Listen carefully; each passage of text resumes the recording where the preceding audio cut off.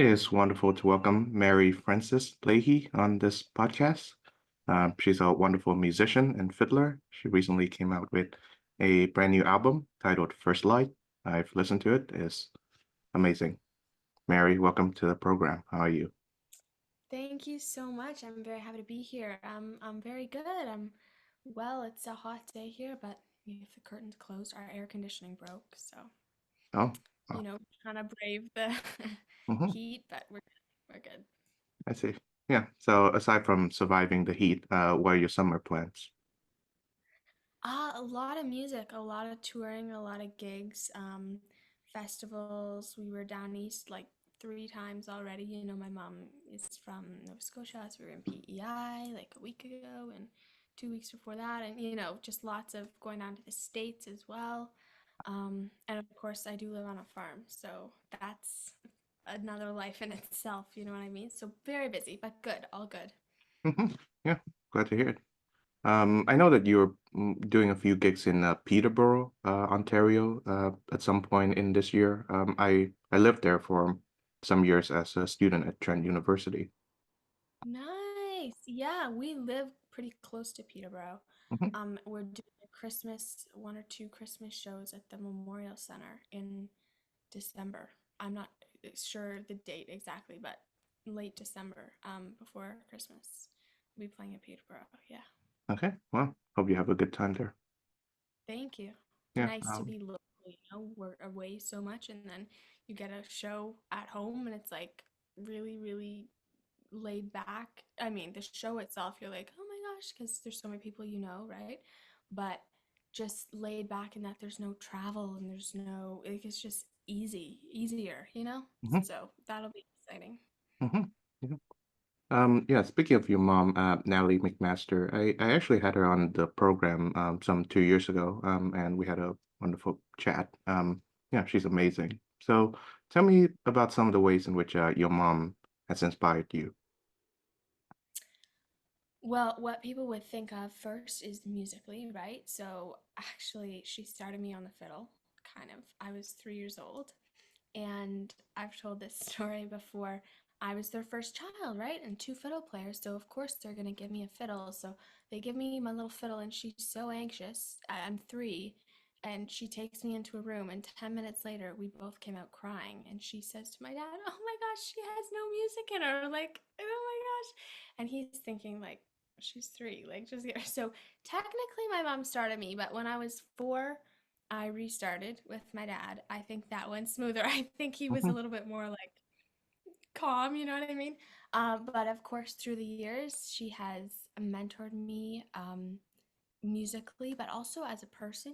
I get to, she's a really good person. And if anyone knows her, she's fun and she's classy and she's a great musician. She works hard. And so having her as a mom and a role model musically as an artist, but also as a person is really special. And I'm very lucky. Hmm. Wonderful. Yeah. So, how are the teaching styles of your mom and your dad, Donnell Leahy, different from each other? Good question. Um, my mom is very focused on repertoire and timing and groove. And if it's a little bit out of tune, a little bit scratchy, she doesn't care as much as like, is your groove in the pocket? In the pocket, we say, like, is it really sitting nicely? Or how many tunes do you know, or whatever. So she's kind of takes care of that. And my dad is very focused on the technique and the tone and the intonation and how you hold the instrument. Are you holding it properly? And helping you stay away from injuries and all of that kind of stuff. And what bow do you use and what rosin do you put on your bow? So he's kind of taking care of that element. And so I don't know, it kind of worked out perfectly. I have like the two sides, Hmm. teaching me. And so they have very different teaching styles, but I think it works well for students, for kids to get, like, my siblings, at least, and myself, we get the two sides, and I think they complement well. Hmm. Yeah. Do you hope to be a music teacher at some point? I don't know. I don't think it's, I mean, I enjoy teaching. I've taught a little bit. I don't think it's like the top of my aspiration list, like the most important thing to me right now. I don't think if it happens along the way, that's cool and that's fun. But yeah, I don't know. We'll see. Mhm. So, what would be the most important aspirations that you have right now? Right now, I guess just like developing myself as an artist and as a musician because I'm so young and I'm so in some ways I'm experienced, but a lot of ways I'm inexperienced. And I have so much, like the more I see and the more I live, the more I realize how much I still have to learn, if that makes sense. So I Mhm. guess just trying to become like a full musician and a full person. And wherever that takes me, if I can achieve that, whatever happens along the way is bonus, I Mhm. think. I see. Yeah. Tell me about your siblings. Are they in the music business as well? Yeah, I mean, my dad says we're genetically forced to play. Um, I don't know how much of a choice. Well, I'm kind of teasing, but kind of not. It's like eat your vegetables and play the fiddle. There you go, piano, like whatever. Um, yeah, so we all play. We all tour together a couple times a year. Um, Obviously, everyone has their own interests and their own passions as well, and I don't think we're all going to be musicians as like a career choice. Um, but everyone loves music, and everyone, I'm the oldest of seven, so there's six below me. We all love music. It's a very healthy lifestyle, and given that our parents travel so much, it allows us to be still have that family dynamic. You know what I mean? Whereas had mom and dad done it differently, I could see how we'd be home and they'd be gone, and we might not have that complete family vibe. But I think it's very much intact because we all travel together. So Mhm. I see. Yeah. So, what's it like being the firstborn of seven? pros and cons, honestly. um, there's a lot of responsibility. I think you learn certain things way ahead of most people, and then other things it might take you a little bit longer. Um, yeah, there's a lot of responsibility. You get this is gonna sound selfish and crazy and whatever, but it's true, and it's not by design. It's not on purpose. It just happens that you get your parents' focus more than the rest of the kids because you were I don't know. Yeah, I think that's obvious and self-explanatory.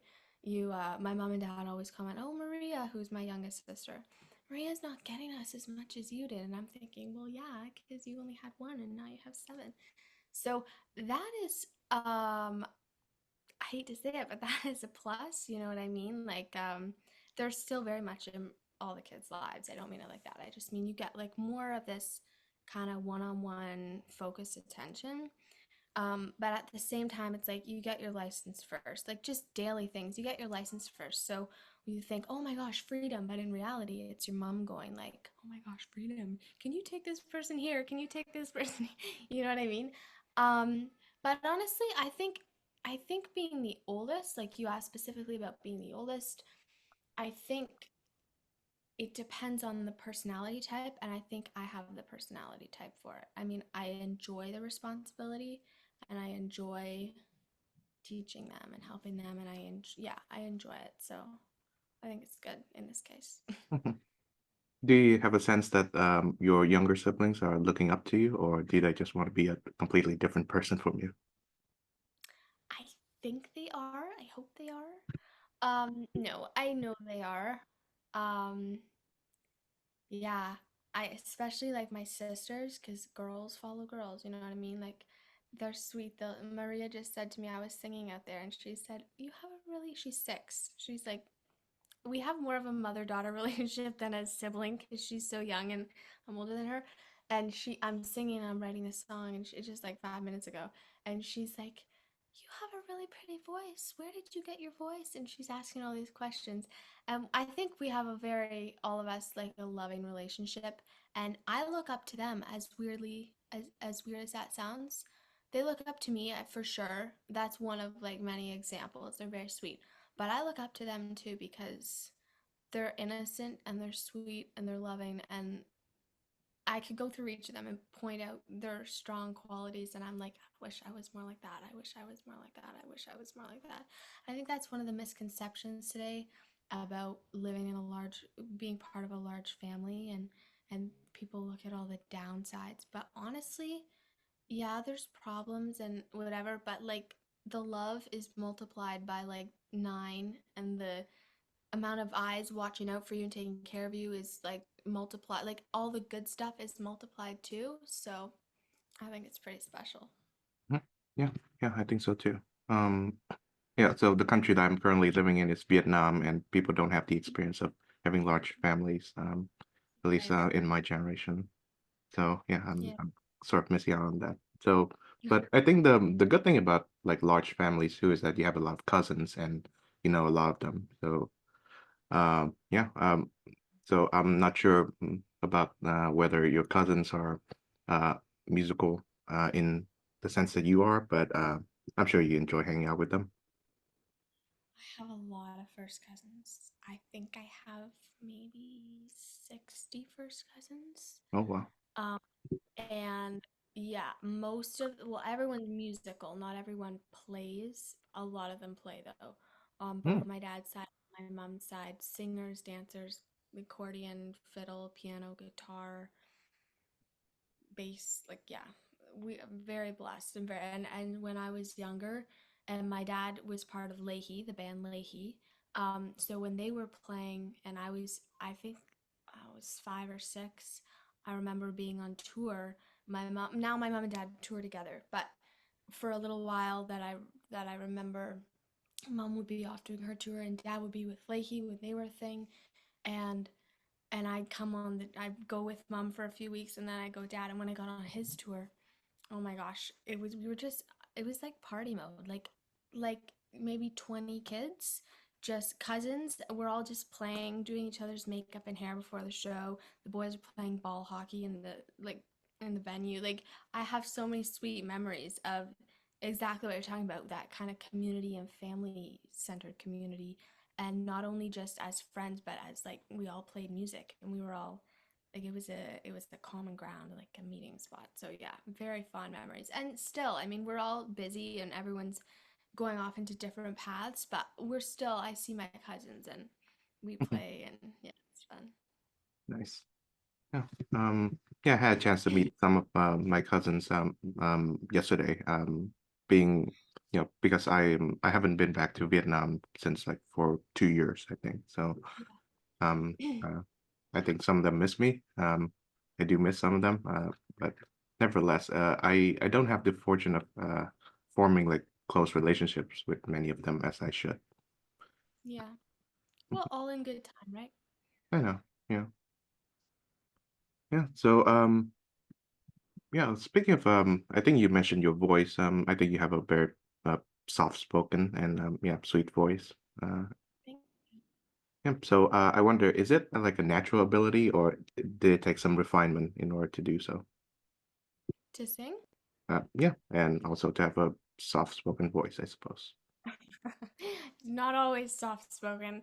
There's times, just I shouldn't say this, but there are times when like that person's doing that and that person is, it's like mom and dad are gone and I'm in charge, and it's Yeah. not soft spoken. I Hmm. do have the no. I don't know. I when you talk about the singing, I think of myself as a musician first, like a instrumental musician, and kind of a singer after. And I'm still very much learning how to use my voice and how to write songs. Not that there is a how to, it's like kind of a fend for yourself, right?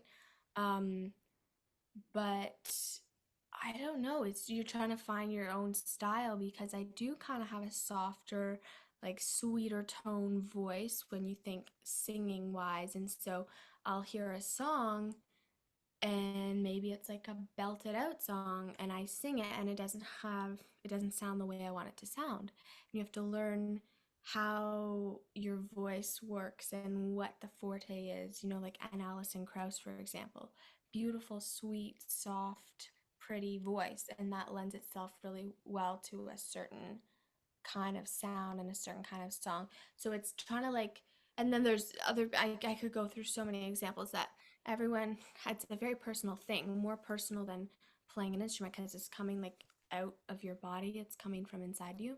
And so I'm very much exploring right now and trying to figure out like what's my thing vocally and like singing wise and what do I sound good on and what can my voice do and like exploring it because I've been playing music for so long, but I haven't been singing for that long. So we'll see. I don't know. Oh, But yeah. it's fun. It's fun. I'm enjoying Mhm. Yeah, Alison Krauss seems to have it all, doesn't she? She's a talented fiddler and also she has a great voice. it. Yeah. Mhm. Do you count her as one of your influences? Yeah. I mean, my mom, not super directly, but yes, my mom loves Alison Krauss. Is a huge fan. So am I. But it comes, my mom loves her. I think they played together a couple times. And so when I was growing up, one of the first, my mom always has music on in the house. Always. There's always something on. And one of the first albums that I remember having, she had on, it was a CD. It wasn't like on Apple Music or whatever because it was a little while ago. It was Alison Krauss, and so we'd have that on in this. So when I hear certain songs, um, it makes me be like, oh my gosh, freaky thing. When I heard this one song and I can't remember the name of the song. I'll ask my mom. I heard about a year ago. I heard an Alison Krauss song and I said, "Oh my goodness, what? I know that song. How have I heard that song?" My mom's like, "You have not heard that song for 17 years. I sang that to you when you were a baby and it was the only thing that would make you go to sleep."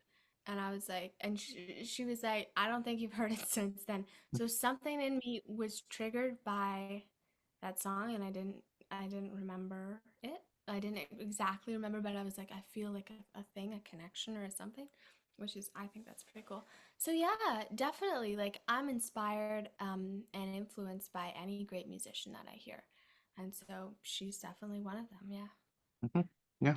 And of course, your influences inevitably shows on your album, First Light, of course, and it's eclectic mix of influences from what I hear. There's a mix of Latin jazz too, alongside the Celtic fiddle playing, and I'm sure there are other styles that I haven't been able to discern. So, tell me about the songwriting and recording process behind the album. It was it very much just kind of happened like organically. So it's an original album, but initially it was a COVID project. My mom and dad had a studio they purchased during COVID to finish their album, and I was writing, not even intentionally. I would sit at the piano and I'd be playing stuff and writing stuff and listening to a lot of music. My mom would have her voice memos. She'd be on her phone and she'd always be recording me, and I got so annoyed. So when I saw her coming, I'd stop. She wanted to help me. She thought, I want to save these ideas. So she'd be recording, and I'd be like, oh my gosh, mom, a teenager and be getting like self conscious or whatever. So she started hiding at the top of the stairs. We have like a circling staircase, I guess, like it turns, and she'd hide at the top, and I'd be at the piano at the bottom, and I couldn't see her, and she'd be recording all these ideas. Um, and so I was writing music, and Elmer Ferrer, a great Cuban guitar player and composer and arranger, was coming down at that time to work on mom and dad's album, and he'd come in and he would hear me play something and say, oh my gosh, what's that, I like that. And then we'd be waiting for them in the studio and they'd be getting a drink or whatever, and we just end up, mom might be getting water or something, we take a 5 minute break, and he and I would end up talking and just like not intentionally working on stuff. And so one day my dad and my mom, they said, you know what, you should do like an album, traditional piano fiddle. It'll be really great. It won't cost you anything. We have the studio right here. It's across from your bedroom. Like it'd be perfect. It'd be a good step for you. So I was like, wow, a CD. That's amazing. So I have my original set list on my phone for the tracks, and it was all traditional stuff. And as I'm writing and as that's going on and as I'm listening to different music, we started say, oh, well, that's a nice. Why don't we swap that original piece in for that? So we started swapping out the tunes, and when most of the album was like starting to become original, I was like, you know what? Wouldn't it be cool to say I wrote the whole album? Wouldn't that be cool? And so I was like, let's do that. So then the writing started to get a little more intentional. Oh, we need another slow tune, so write a slow tune. So I would write some, and we'd pick one. You know what I mean? Um, yeah, so that's kind of how the album came to be. And then obviously Celtic music is a very big influence for me, a very big part of well, it is my background and my history, my heritage. I started listening to Latin music and salsa and Cuban music, and I got really into that. And I don't know what initially was like pulled me in, but something was like, oh my gosh, and I'm still falling, like I'm still right there. And so that, and Elmer being from Cuba, that was like a really good resource and helpful connection. And the pieces just kind of started to come together. And then I've been studying jazz for a while, so that obviously, and so I don't know, my publicist Eric, I think you're in touch with Eric. He asked me, "How would you describe your album and your music?" And I said, I would describe it like a salad. You have a bunch of stuff that you're like, what? Where's the connection here? Like, this is gonna be terrible. And when you put it all together, you're like, oh my gosh, that's amazing. It's like, why would you think to put that together? But it works. So I think it works. I hope it works. But yeah, that's kind of, I don't know if that answers your question. Those are like my main influences and kind of how it came together. I see. Yeah. And I should thank Eric for putting us two together. He was instrumental in putting me and your mom Natalie together as well. Yeah. Yeah. Um, yeah. And I certainly find that there's a certain dynamism in all the kinds of music that you synthesize into making the album. You know, jazz and Mhm.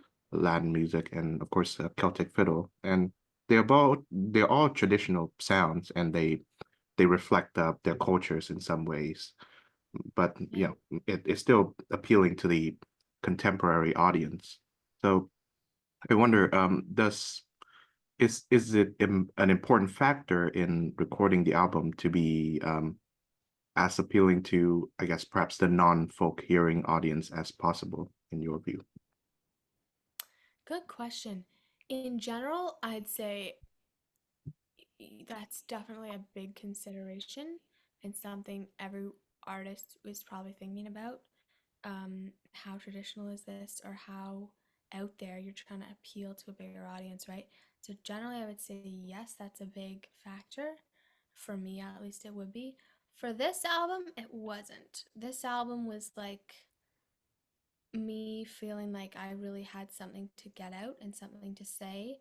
And honestly, at the end of this album, after it had been mixed and mastered, and I didn't hear it for a while, and then before it was released, I listened to the whole thing and I had a break from it, and I really loved it, and I was really happy with the way it turned out.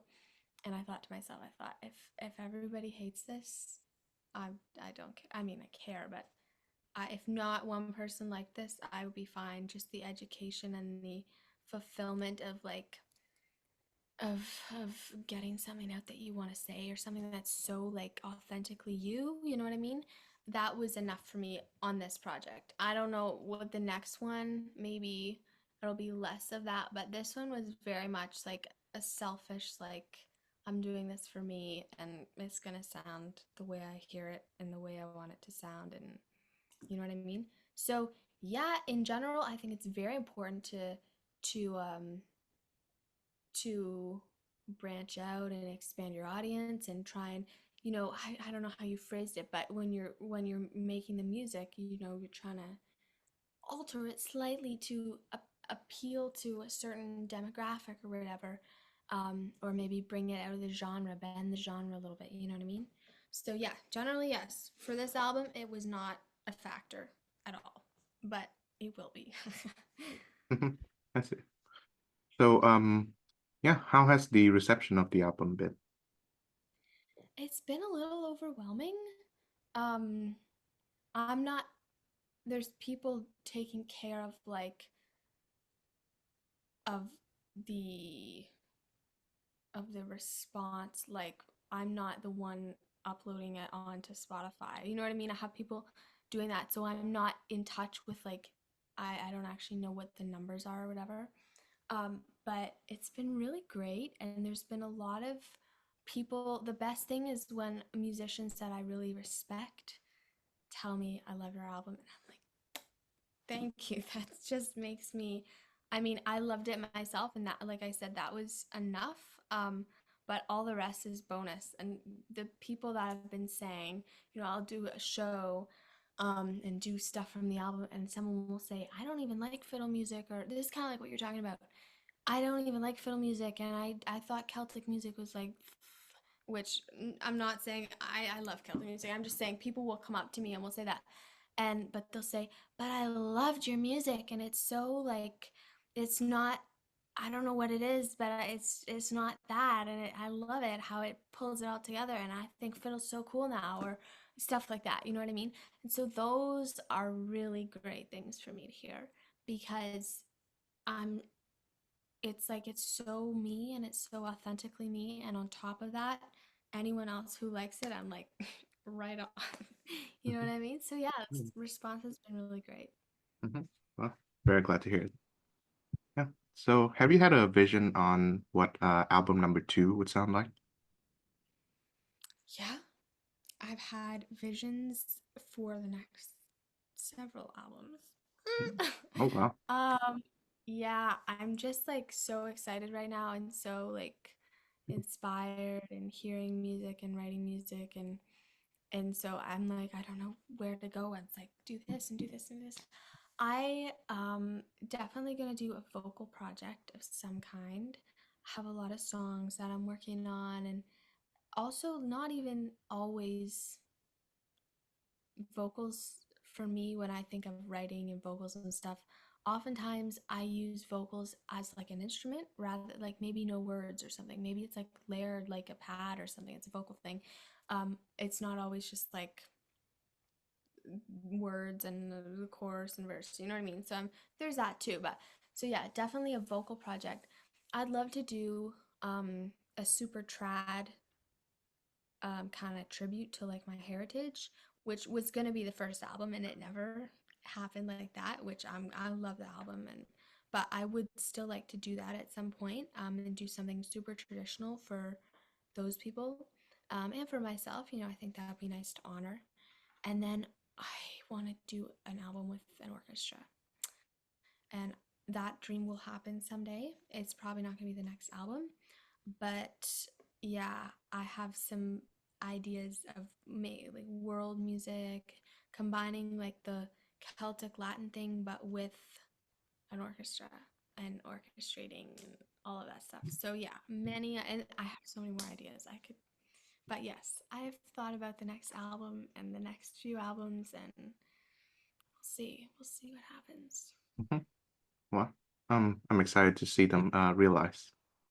Yeah, so am I. Mhm.